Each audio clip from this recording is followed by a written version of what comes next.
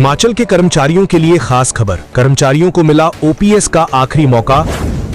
सरकार ने खोला नया रास्ता, 31 अक्टूबर तक भरना होगा विकल्प। नमस्कार, जय देवभूमि हिमाचल। आप देख रहे हैं डिजी हिमाचल, जहां हम आपके लिए लेकर आते हैं हिमाचल प्रदेश से जुड़ी सबसे सटीक, विश्वसनीय और महत्वपूर्ण खबरें। आज की खबर प्रदेश के हजारों कर्मचारियों के लिए किसी बड़ी राहत से कम नहीं है। अगर आपकी भर्ती प्रक्रिया 15 मई 2003 से पहले शुरू हुई थी, लेकिन नियुक्ति बाद में होने के कारण आप एनपीएस के दायरे में आ गए थे, तो अब सरकार ने आपके लिए पुरानी पेंशन योजना ओपीएस का एक आखिरी और वन टाइम मौका खोल दिया है। सरकार ने साफ कर दिया है कि 31 अक्टूबर 2024 तक पात्र कर्मचारियों को अपना विकल्प भरना होगा। इसके बाद यदि आप पात्र पाए जाते हैं तो आपको 31 दिसंबर 2026 तक ओपीएस में शामिल किया जा सकता है। लेकिन ध्यान रहे, ये अंतिम अवसर है और एक बार चुना गया विकल्प भविष्य में बदला नहीं जा सकेगा। इस फैसले से किन कर्मचारियों को फायदा मिलेगा, कौन पात्र है और कौन नहीं, विकल्प भरने की पूरी प्रक्रिया क्या होगी, अगर समय पर विकल्प नहीं भरा तो क्या होगा, एनपीएस खाते का क्या होगा, जीपीएफ कैसे लागू होगी और सरकार के नए आदेश में कौन कौन सी महत्वपूर्ण शर्तें रखी गई हैं। आज की इस वीडियो में हम सरकारी आदेश की हर महत्वपूर्ण बात को आसान भाषा में विस्तार से समझेंगे, ताकि कोई भी कर्मचारी किसी भ्रम में ना रहे। अगर आप हिमाचल सरकार के कर्मचारी हैं, पेंशन से जुड़े मामलों में रुचि रखते हैं या चाहते हैं कि आपको सरकारी फैसलों की सही और सबसे पहले जानकारी मिले, तो वीडियो को अंत तक जरूर देखें। वीडियो शुरू करने से पहले यदि आपने अभी तक डिजी हिमाचल चैनल को सब्सक्राइब नहीं किया है तो अभी सब्सक्राइब करें, बेल आइकन दबाएं और वीडियो को लाइक व शेयर करना बिल्कुल ना भूलें। तो चलिए बिना किसी देरी के जानते हैं हिमाचल सरकार के इस बड़े फैसले की पूरी सच्चाई और सभी जरूरी जानकारी। हिमाचल सरकार ने लंबे समय से पुरानी पेंशन योजना की मांग कर रहे कर्मचारियों के लिए बड़ा फैसला लिया है। सरकार ने उन कर्मचारियों को एक और अवसर देने का निर्णय लिया है जिनकी भर्ती प्रक्रिया 15 मई 2003 से पहले शुरू हो चुकी थी, लेकिन नियुक्ति बाद में होने के कारण वे राष्ट्रीय पेंशन प्रणाली एनपीएस के दायरे में आ गए। कर्मचारियों को वन टाइम विकल्प दिया जाएगा। पेंशन विभाग के 9 जुलाई 2026 के कार्यालय ज्ञापन के तहत ऐसे पात्र कर्मचारियों को अब एक मुश्त वन टाइम विकल्प दिया जाएगा, जिसके माध्यम से वे 31 अक्टूबर 2026 तक पुरानी पेंशन योजना यानी सीसीएस पेंशन नियम 1972 के तहत आने का विकल्प चुन सकेंगे। सरकार ने साफ कर दिया है कि यह अंतिम अवसर होगा और एक बार चुना गया विकल्प भविष्य में बदला नहीं जा सकेगा। कर्मचारियों को ओपीएस का लाभ मिलने का रास्ता साफ। ये फैसला उन हजारों कर्मचारियों के लिए राहत लेकर आया है जो वर्षों से ये दलील दे रहे थे कि उनकी भर्ती प्रक्रिया पुरानी पेंशन व्यवस्था लागू रहने के दौरान शुरू हुई थी, लेकिन नियुक्ति में देरी होने के कारण उन्हें एनपीएस के तहत शामिल कर दिया गया। प्रदेश सरकार ने कर्मचारियों की इस मांग और भारत सरकार के 3 मार्च 2023 के कार्यालय ज्ञापन का अध्ययन करने के बाद ये निर्णय लिया है। इससे विभिन्न विभागों में कार्यरत बड़ी संख्या में पात्र कर्मचारियों को पुरानी पेंशन का लाभ मिलने का रास्ता साफ हो गया है। ओपीएस और एनपीएस में से किसी एक को चुनने का विकल्प। गौरतलब है कि हिमाचल सरकार ने वर्ष 2023 में 1 अप्रैल 2023 से पुरानी पेंशन योजना बहाल करते हुए 15 मई 2003 से 31 मार्च 2023 के बीच नियुक्त कर्मचारियों को ओपीएस और एनपीएस में से किसी एक योजना का विकल्प चुनने का अवसर दिया था। हालांकि उस समय भी ऐसे कर्मचारी इस दायरे से बाहर रह गए थे जिनके पद 15 मई 2003 से पहले विज्ञापित हुए थे, लेकिन नियुक्ति बाद में हुई।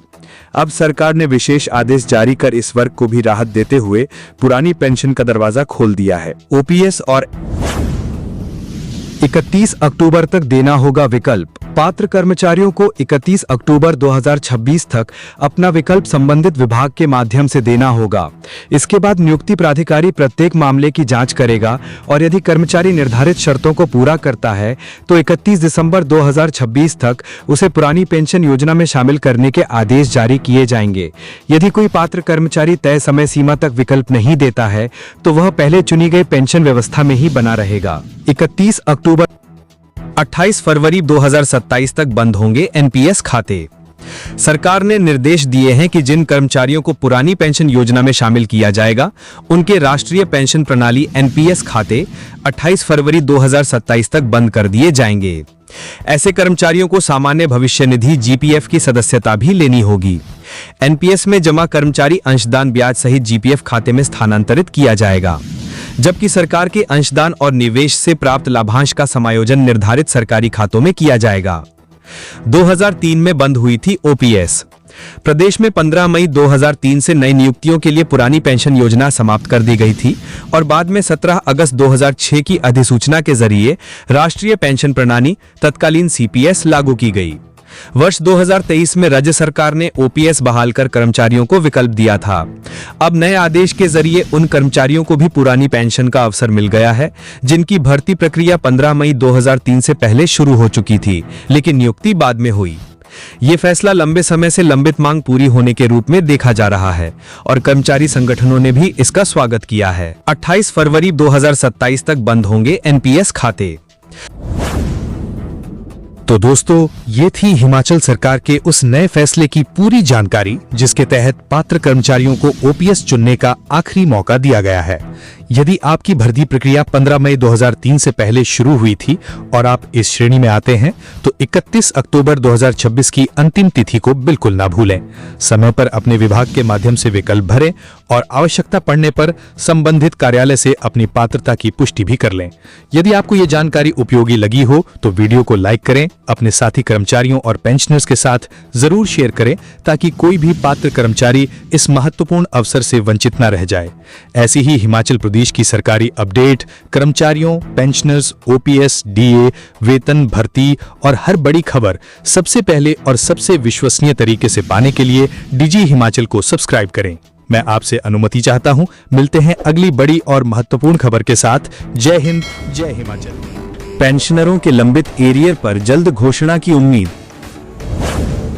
जेसीसी गठन का भी मिला भरोसा।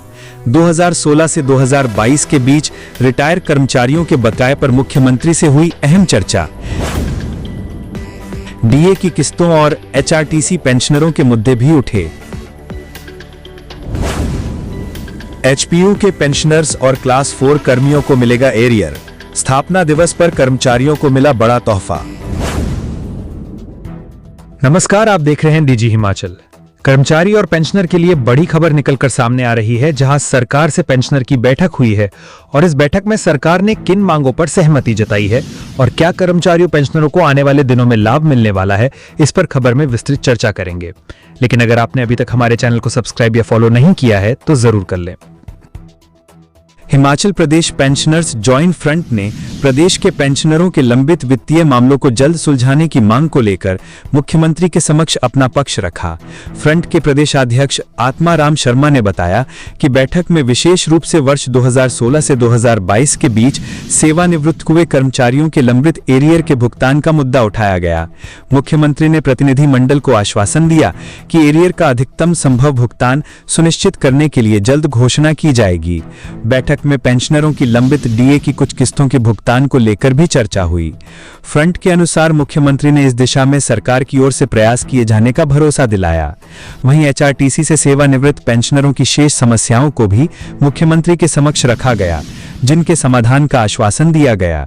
फ्रंट में पेंशनरों की समस्याओं के स्थायी समाधान के लिए संयुक्त परामर्शदात्री समिति जेसीसी के गठन की मांग भी उठाई। मुख्यमंत्री ने भरोसा दिया कि पेंशनरों के सभी मुद्दों पर चर्चा के लिए जल्द जेसीसी गठित की जाएगी। इसके अलावा अनुशासनहीन अधिकारियों के खिलाफ कार्रवाई का मामला भी बैठक में उठाया गया। पेंशनरों के जीवन प्रमाण पत्र जमा करने की प्रक्रिया को लेकर भी चर्चा हुई। फ्रंट ने कहा कि सरकार के समक्ष पेंशनरों से जुड़े सभी लंबित मुद्दों को लगातार उठाया जाएगा। बैठक में महासचिव हुकम सिंह ठाकुर, संयोजक हरीश शर्मा, लेखराम कौंडल समेत अन्य पदाधिकारी मौजूद रहे। हिमाचल प्रदेश विश्वविद्यालय ने बुधवार को 57वां स्थापना दिवस समारोह गरिमापूर्ण वातावरण में मनाया। स्थापना दिवस के अवसर पर 70 वर्ष से अधिक आयु के पेंशनरों और चतुर्थ श्रेणी कर्मचारियों का लंबित एरियर जारी करने की घोषणा की गई। स्थापना समारोह में मुख्यमंत्री सुखविंदर सिंह सुक्खू मुख्य अतिथि के रूप में उपस्थित रहे, जबकि कार्यक्रम की अध्यक्षता विश्वविद्यालय के कुलपति आचार्य महावीर सिंह ने की। इस दौरान मुख्यमंत्री सुखविंदर सिंह सुक्खू ने कहा कि 12 लाख रुपए वार्षिक आय वाली परिवार भी अपने बच्चों की उच्च शिक्षा के लिए 20 लाख रुपए तक का ऋण मात्र 1% ब्याज पर प्राप्त कर सकते हैं। इस अवसर पर विश्वविद्यालय कुलपति प्रोफेसर महावीर सिंह ने कहा कि विश्वविद्यालय में कृत्रिम बुद्धिमत्ता, एआई, डेटा साइंस, क्वांटम प्रौद्योगिकी, हरित ऊर्जा, पहाड़ी संस्कृति एवं विरासत सहित विभिन्न उत्कृष्टता केंद्र स्थापित किए गए हैं।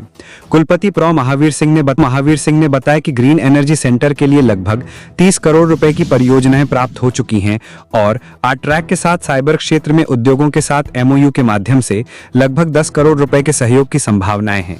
इसके अलावा डीआरडीओ से लगभग 82 लाख तथा 87 लाख एवं 60,000 रुपए न्यूक्लियर एवं रेडियोलॉजी क्षेत्र से भी महत्वपूर्ण अनुसंधान परियोजनाएं विश्वविद्यालय को प्राप्त हुई हैं। स्थापना दिवस के अवसर पर 70 वर्ष से अधिक आयु के पेंशनरों और चतुर्थ श्रेणी कर्मचारियों का लंबित एरियर जारी करने की घोषणा की गई। लेकिन उससे पहले मैं फिर कुछ अनाउंसमेंट करना चाहता हूं, जो कि मेरा एक परम दायित्व बनता है। इस पावन अवसर पर, जैसे मैंने सुबह भी कहा कि हम पेंशनरों को जो एरियर है वो रिलीज कर रहे हैं और साथ ही साथ चतुर्थ श्रेणी के का भी हम एरियर रिलीज कर रहे हैं। साथ ही साथ क्योंकि जैसे मैंने कहा कि कोई आज दुखी नहीं रहना चाहिए, इसी के तहत हिमाचल प्रदेश विश्वविद्यालय में चालक परिचालक का ओवरटाइम एवं सभी पात्र समस्त कर्मचारियों का पारिश्रमिक जारी किया जा रहा है। जिनके भी जो पेंडिंग थे उसको हम आज रिलीज कर रहे हैं और जो मेरे चालक और परिचालक गण थे, साथी थे, उनका भी जो पेंडिंग था उसको भी हम दूसरी पत्नी भी पेंशन की हकदार। पहली वाइफ के रहते दूसरा विवाह अवैध लेकिन अनैतिक नहीं। हिमाचल हाई कोर्ट का बड़ा फैसला, अब दूसरी पत्नी को मिलेगा पेंशन का लाभ। हिमाचल प्रदेश हाई कोर्ट ने पहली पत्नी की मौजूदगी में हुए दूसरे विवाह में दूसरी पत्नी को पेंशन से जुड़े लाभ देने के मामले में एक महत्वपूर्ण फैसला सुनाया है। हिमाचल हाई कोर्ट के प्रिंसिपल डिवीजन बेंच ने सुप्रीम कोर्ट के फैसले का हवाला देते हुए कहा कि पहली पत्नी के रहते हुए किया गया दूसरा विवाह कानूनन भले ही अमान्य हो, लेकिन उसके अनैतिक नहीं ठहराया जा सकता। अदालत ने स्पष्ट किया है कि इसको आधार बनाते हुए सरकार वित्तीय रूप से कमजोर और आश्रित दूसरी पत्नी को पारिवारिक पेंशन के लाभ से वंचित नहीं कर सकती। यह आदेश मुख्य न्यायाधीश न्यायमूर्ति जीएस संधावालिया और न्यायाधीश बिपिन चंद्र नेगी की खंडपीठ ने हिमाचल प्रदेश सरकार द्वारा दायर राज्य सरकार की अपील को खारिज करते हुए दिया है। अदालत में अपने फैसले में रमेश चंद्र रामप्रताप जी डागा बनाम रामेश्वरी रमेश चंद्र डागा मामले में सर्वोच्च अदालत के फैसले का हवाला देते हुए कहा कि वर्तमान हिंदू विवाह अधिनियम की धारा 5(1) में स्पष्ट प्रावधान है कि द्विविवाह बिगेमिस मैरिज कानून के खिलाफ है, क्योंकि यह हिंदू विवाह अधिनियम के प्रावधानों का उल्लंघन करता है। हालांकि समान परिस्थितियों में जहां पक्षकार कई वर्ष तक साथ रहे हों, वहां सर्वोच्च न्यायालय ने माना कि ऐसा द्विविवाह अवैध तो है लेकिन अनैतिक नहीं, इसलिए आर्थिक रूप से कमजोर और आश्रित पत्नी को हिंदू विवाह अधिनियम की धारा 25 के तहत गुजारा भत्ता या भरण पोषण का दावा करने का अधिकार प्राप्त है। हिमाचल प्रदेश हाईकोर्ट ने पहली पत्नी की मौजूदगी में कोर्ट ने दिया धारा 25 का हवाला। अदालत ने कहा कि सामान्य रूप से हिंदू परिवारों में भी द्विविवाह की प्रथा रही है, लेकिन बाद में हिंदू विवाह अधिनियम की धारा 5(1) के तहत द्विविवाह पर प्रतिबंध लगाया गया। द्विविवाह को अधिनियम के प्रावधानों के उल्लंघन के कारण अवैध घोषित किया जा सकता है, लेकिन इसे अनैतिक नहीं कहा जा सकता। ऐसे में आर्थिक रूप से आश्रित जीवन साथी को निराश्रित होने से बचाने के उद्देश्य से ही धारा 25 न्यायालय को विवाह संबंध टूटने के परिणाम स्वरूप पारित किसी भी प्रकार की डिक्री, दीवानी मामलों में पारित एक किस्म का आदेश के समय भरण पोषण प्रदान करने का अधिकार देती है। एकल पीठ का फैसला बरकरार। राज्य की ओर से उर्मिला देवी बनाम स्टेट ऑफ हिमाचल मामले में उच्च न्यायालय की एकल पीठ की ओर से 30 मार्च 2026 को पारित आदेश को प्रिंसिपल डिवीजन बेंच के सामने चुनौती दी थी, जिसे प्रिंसिपल डिवीजन बेंच ने खारिज करते हुए एकल पीठ के फैसले को बरकरार रखा है।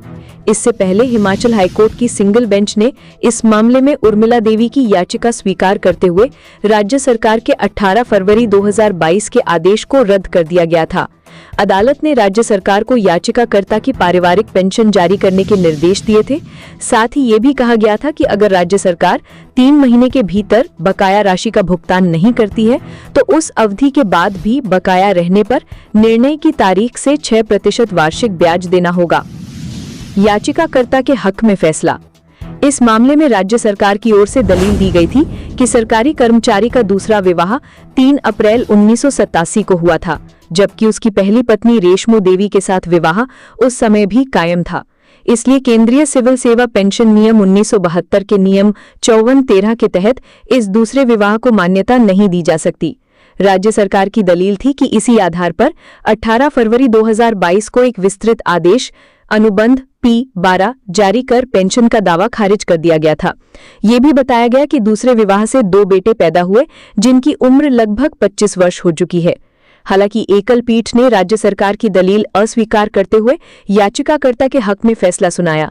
अदालत ने कहा कि इस मामले में सर्वोच्च न्यायालय ने कहा था कि यदि कोई पुरुष और महिला लंबे समय तक पति पत्नी की तरह साथ रहते हैं तो उनके विवाह को वैध मानने की एक कानूनी धारणा प्रिजम्पशन होती है। साथ ही ये भी माना गया कि पहली पत्नी से कोई संतान नहीं थी, इसलिए किसी के अधिकारों पर प्रतिकूल प्रभाव नहीं पड़ेगा। ध्यान रहे कि इस मामले में महिला के पति और उसकी पहली पत्नी की मौत हो चुकी है।